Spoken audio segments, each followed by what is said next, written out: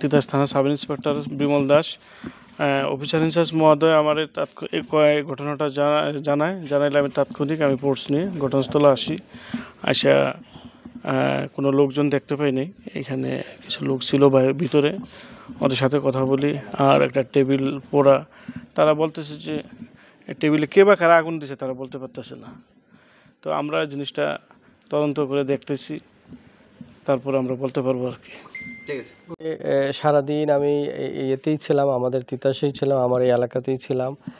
আমি আমার নিজ বাসভবনে আমাদের মুরব্বিয়ানদের নিয়েই ছিলাম বিকেল আনুমানিক 4:30 পর্যন্ত।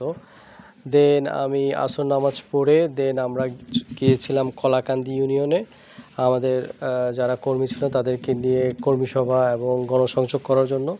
সেটা করার পরে আমাদের প্রোগ্রাম ছিল হোমনা মঙ্গলকান্দি। সেখানে আমাদের একটা উরুস ছিল, আমি বিশেষ অতিথি ছিলাম। সেখানে গিয়ে তাদের সাথে একটু থেকে দেন আনুমানিক রাত 10টা, 10:30, 10:45 আমি শেষ করে আমি ঢাকার উদ্দেশ্যে বাড়িতে চলে যাচ্ছিলাম।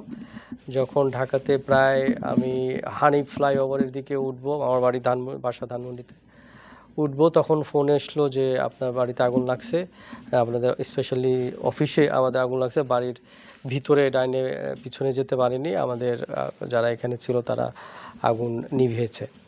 তো ভেরি স্যাড, ভেরি ন্যাক্কারজনক। আমি মনের প্রত্যাশী এই বিএনপি জাতীয়তাবাদী দলের একজন সৈনিক, আমি যুক্তরাজ্য উচ্চ পরিষদের ভাইস চেয়ারম্যান।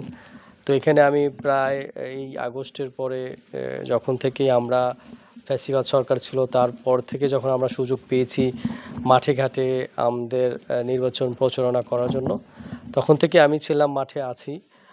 তো আই ডোন্ট নো, এটা খুবই দুঃখজনক যে আইন শৃঙ্খলা বাহিনী যারা আছেন তারা অবশ্যই, আমার জোর দাবি থাকবে, এটা শুধু আমার জন্য না, এরকম পুনরাবৃত্তি যাতে আরও বাংলাদেশে যাতে কোথাও না হয়।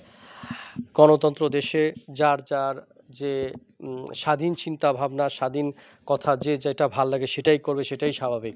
আমরা এই 15-16 বছর ত্যাগ তিতিক্ষার পরে এসেও এখনও যদি এই সিচুয়েশন আমাদেরকে পড়তে হয়, এই আচরণে আমাদেরকে ফেস করতে হয়, এটা আরও বেশি দুঃখজনক।